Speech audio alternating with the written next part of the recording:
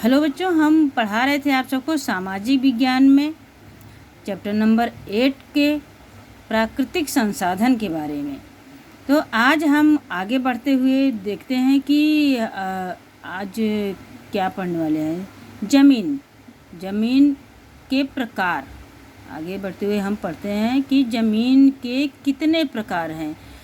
तो वर्तमान समय में भारतीय कृषि संशोधन परिषद द्वारा भारत की ज़मीनों को कुल 8 प्रकार में बांटा गया है, जिनमें से पर्वतीय ज़मीन और जंगल प्रकार की ज़मीन पर्वतीय क्षेत्रों में अलग अलग ऊंचाई पर दिखाई देती है। सबसे पहले हम बच्चों आइए पढ़ते हैं कि पहला उन 8 प्रकार की ज़मीनों में कौन कौन सी 8 प्रकार की है। कांप की ज़मीन, लाल ज़मीन, काली ज़मीन, लेटेराइट ज़मीन, रेगिस्तानी प्रकार की ज़मीन, पर्वतीय ज़मीन, जंगल प्रकार की ज़मीन और दलदली या पीठ प्रकार की ज़मीन। इनके बारे में हमें विस्तार से जानकर अच्छा लगेगा कि हम आइए देखते हैं कि सबसे पहला कांप की ज़मीन और अधिक विस्तार से कैसे जान सकते हैं।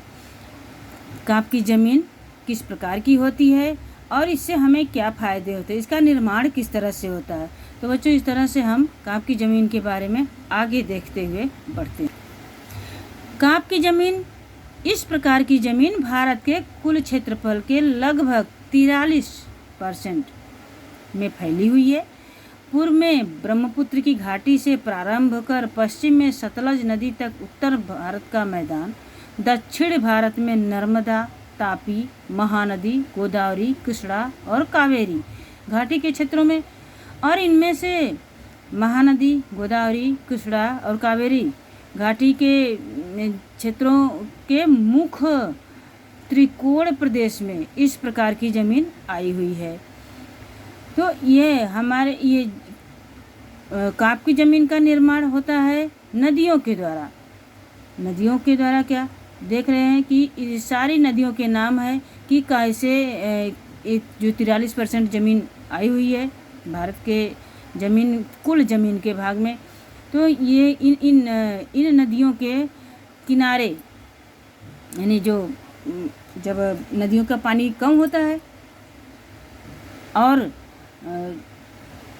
ज़मीन सूख जाती है वहाँ पर, तो कभी आपने देखा होगा नदी के किनारे, तो जब वर्षा ऋतु में काफ़ी मात्रा में पानी बढ़ जाती है तो वो काफ़ी दूरी तक बड़ी नदी दिखती है। चौड़ाई में बहुत ज़्यादा पानी की वजह से हमें लगता है कि कितनी बड़ी नदी है, लेकिन जैसे जैसे गर्मी का सीजन आता है, मौसम आता है और नदियों का पानी धीरे धीरे होते हुए कम हो जाता है, तो देखेंगे कि वहाँ पर कैसे उबड़ खाबड़ सी होती है ज़मीन। लेकिन यहाँ पर हम पढ़ रहे हैं कि ये एकदम समतल मैदान के बारे में, मैदान जैसे कि उत्तर भारत का मैदान, तो मैदान के रूप में ये ज़मीन आई हुई है। कांप की ज़मीन का निर्माण किस प्रकार होता है, अब हमारे मन में उत्सुकता होती है। तो ये हम जानते हैं कि नदियों के द्वारा निक्षेपित कांप की आभारी है। निक्षेपित यानी नदी के द्वारा जो बह करके इसमें मिट्टी और अनेक वस्तुएं सब बह करके धीरे धीरे करके आती हैं, तो पानी के बहाव के द्वारा पानी तो आगे बढ़ जाता है, लेकिन किसी न किसी वजह से अगर वो मिट्टी रुकती है वहाँ पर, धीरे धीरे करके जम जाती है, और वो जब पानी कम हो जाती है तो वो मिट्टी वहीं रह जाती है और उससे इसका ज़मीन का निर्माण होता है। तो इस तरह से ये इसकी आभारी है, यानी नदी के द्वारा, पानी के द्वारा बह करके वो मिट्टी नहीं आती तो इसका निर्माण नहीं हो सकता था, इसलिए इसे कहा गया है कि नदियों के द्वारा निक्षेपित कांप की आभारी है। बच्चों, इस तरह से हम देखते हैं कि इस ज़मीन में और क्या क्या विशेषता होती है, कि किस तरह से ये सबसे उपयोगी मानी जाती है। तो इस ज़मीन में पोटास, फास्फोरिक एसिड एवं चूने का प्रमाण अधिक दिखाई देता है, जबकि नाइट्रोजन और नमी की मात्रा कम प्रमाण में दिखती है। यदि इस ज़मीन में दलहन वर्ग की फसलें ली जाएं तो इसमें नाइट्रोजन की स्थिरता का प्रमाण बढ़ाया जा सकता है। इस प्रकार की ज़मीन में गेहूँ, धान, गन्ना, पटसन, कपास, मकई और तिलहन आदि फसलें ली जाती हैं। बच्चों, अब हम देखते हैं कि दूसरे प्रकार की कौन सी ज़मीन है। तो दूसरे प्रकार की ज़मीन है लाल ज़मीन। लाल जमीन भारत के कुल क्षेत्रफल के लगभग 19% में फैली हुई है। दक्षिण के द्वीपकल्प में तमिलनाडु से लेकर उत्तर में बुंदेलखंड तक एवं पूर्व में राजमहल की पहाड़ियों के पश्चिम में कच्छ तक वो फैली हुई है। राजस्थान में उदयपुर, चित्तौड़गढ़, डूंगरपुर, बांसवाड़ा एवं भीलवाड़ा जिले में इस प्रकार की ज़मीन हमें दिखाई देती है।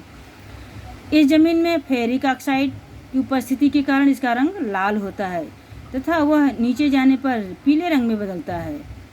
इन ज़मीनों में चूना, कंकड़ और कार्बोनेट नहीं पाए जाते हैं। इस ज़मीन में अधिकांशतः मैग्नीशियम, फास्फेट, नाइट्रोजन और पोटाश की कमी दिखाई देती है। अब हम देखते हैं कि इस प्रकार की ज़मीनों में क्या क्या उगाया जाता है विशेष रूप से। तो इसमें हम देखते हैं कि इस प्रकार की ज़मीन में बाजरी, कपास, गेहूँ, ज्वार, अलसी, मूंगफली, आलू इत्यादि फसलें उगाई जाती हैं। तो इस तरह से हमने देखा कि लाल ज़मीन की क्या उपयोगिता है। अब हम तीसरे नंबर पर चलते हैं, काली ज़मीन के बारे में जानकारी लेते हैं। काली ज़मीन अथवा रेगूर ज़मीन भारत के क्षेत्रफल के कुल 15% में फैली हुई है। इस ज़मीन का उद्भव यानी उत्पत्ति दक्कन के लावा के बिछने से हुआ। लावा क्या समझते हैं? ज्वालामुखी के फटने से जो शुरुआत में कुछ निकलता है वो एक लावा के रूप में हम उसे जानते हैं। तो ये एक प्रकार का राख की को हम इसे मान सकते हैं। लावा के बिछने से यानी जो लावा जब उससे ज्वालामुखी फटने से बहुत ज़्यादा मात्रा में निकलता है तो बिछ जाती है वो, तो उसका धीरे धीरे करके समयांतराल यानी समय के साथ में इसका निर्माण होता है और ये काली ज़मीन के रूप में जाना जाता है। समग्र महाराष्ट्र, पश्चिम मध्य प्रदेश, आंध्र प्रदेश एवं कर्नाटक का कुछ भाग आदि जगहों पर इस प्रकार की ज़मीन देखने को मिलती है। गुजरात में सूरत, भरूच, डांग, तापी एवं बड़ौदा जिले की ज़मीन इस प्रकार की है। इस ज़मीन के निर्माण में लावाई चट्टानों और जलवायु की भूमिका मुख्य रूप से है। लोहा, चूना, कैल्शियम, पोटाश, एल्युमिनियम और मैग्नीशियम कार्बोनेट का प्रमाण अधिक देखने को मिलता है। इसका उपजाऊपन अच्छा माना जाता है। इस ज़मीन की नमी संग्रह शक्ति काफ़ी अधिक है। नमी संग्रह शक्ति यानी नमी को काफ़ी समय तक बनाए रखने की शक्ति। जब नमी सूख जाती है तब इसमें दरारें या भंग बन जाती है। जैसा कि आप चित्र में देख रहे हैं कि इसमें जगह जगह से दरारें बनी हुई है इस प्रकार की ज़मीन में, क्योंकि वो सूख चुकी है। जब इस प्रकार की ज़मीन में कपास, अलसी, सरसों, मूंगफली, तंबाकू, उड़द जैसे दलहन की फसलें ली जाती हैं। कपास की फसल के लिए विशेष रूप से अनुकूल होने से इस ज़मीन को कपास की ज़मीन के रूप में भी पहचाना जाता है। अब चौथा नंबर देखते हैं, लेटेराइट या पड़खाऊ ज़मीन। इस ज़मीन का नाम लैटिन भाषा के शब्द लेटर अर्थात ईंट पर से पड़ा है। इसका लाल रंग लौह ऑक्साइड के कारण होता है। यह ज़मीन भीगने पर मक्खन की तरह मुलायम और सूखे तब कड़ी बन जाती है। ये ज़मीन की विशेषता है। अभी कभी पूछते हैं, प्रश्न बन जाता है, लेटेराइट ज़मीन या पड़खाऊ ज़मीन से आप क्या समझते हैं, इसका निर्माण किस तरह से, इसकी विशेषता क्या है। तो आप सब इसको ध्यान में रखना और इसका ये आंसर है। सूखी एवं नमी युक्त जलवायु के परिवर्तन से और सिलिकामय पदार्थों के निवारण से इसका निर्माण हुआ है।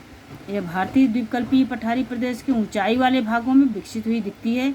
इस प्रकार की ज़मीन में मुख्यतया लौह तत्व, पोटाश, एल्युमिनियम का प्रमाण अधिक होता है। यह ज़मीन कम उपजाऊ होती है, परंतु इसमें खाद डालकर कपास, धान, रागी, गन्ना, चाय, कॉफ़ी, काजू आदि की फसल ली जाती है।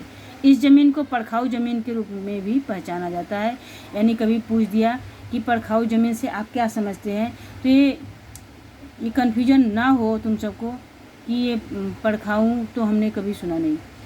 तो लेटेराइट कहिए या पड़खाऊ, दोनों का एक ही प्रकार होता है। अगला है रेगिस्तानी प्रकार की ज़मीन। नाम से ही पता चल रहा है कि रेगिस्तानी यानी जो रेती का प्रमाण ज़्यादा हो जिसमें। यह ज़मीन शुष्क एवं अर्ध शुष्क वाली परिस्थिति में होती है। यह ज़मीन रेतीली एवं कम उपजाऊ होती है। इसमें घुलनशील क्षारों का प्रमाण अधिक होता है। इस प्रकार की ज़मीन राजस्थान, हरियाणा और दक्षिण पंजाब के कुछ क्षेत्रों में पाई जाती है। गुजरात में इस प्रकार की ज़मीन कच्छ एवं सौराष्ट्र के कुछ भागों में आई हुई है।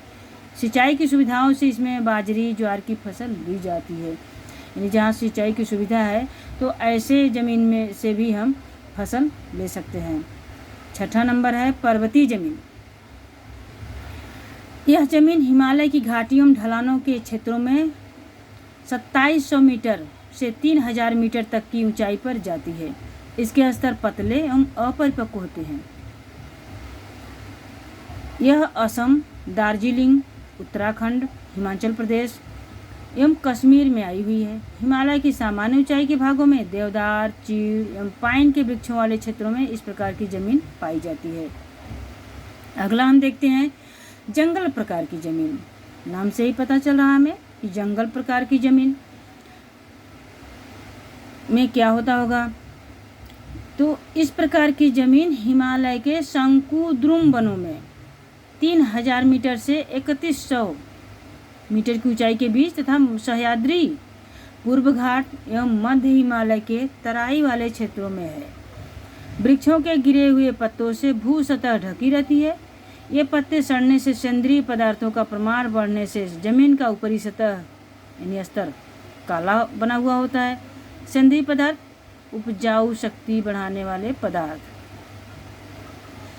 जो जमीन के निचले स्तर की ओर जाने पर नीले या लाल रंग में बदलता है। इस जमीन में चाय, कॉफ़ी, गर्म मसालों के उपरांत गेहूँ, मक्का, जौ, धान इत्यादि फसलें भी ली जाती हैं।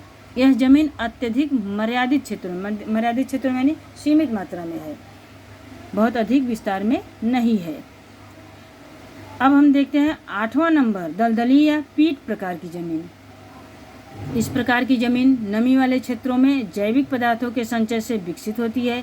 वर्षा ऋतु में यह ज़मीन पानी में डूबी रहती है और पानी उतरने पर इसमें धान की कृषि की जाती है। इस ज़मीन में जैविक पदार्थों में क्षारों की बहुलता तथा फास्फेट एवं पोटास की कमी होती है। ऐसी ज़मीन उड़ीसा, पश्चिम बंगाल, तमिलनाडु के किनारे वाले भागों तथा बिहार का मध्य एवं उत्तराखंड के अल्मोड़ा जिले में पाई जाती है। इस ज़मीन का क्षेत्र भी मर्यादित होता है, यानी यह भी सीमित मात्रा में है।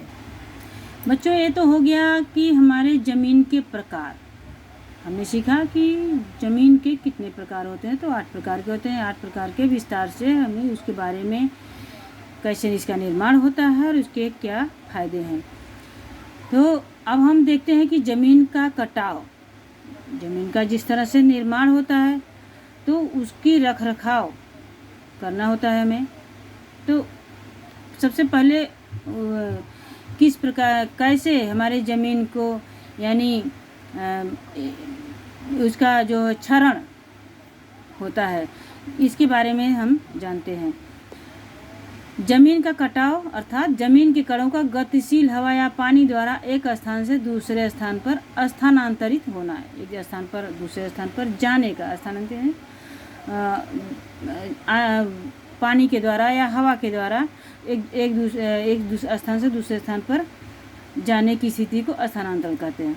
अन्य रूप में कहें तो यह ऊपरी जमीन के कणों का तेजी से प्राकृतिक कारकों द्वारा अन्यत्र स्थानांतरित हो जाना या ऊपरी स्तर बनने में वर्षों लगे हैं।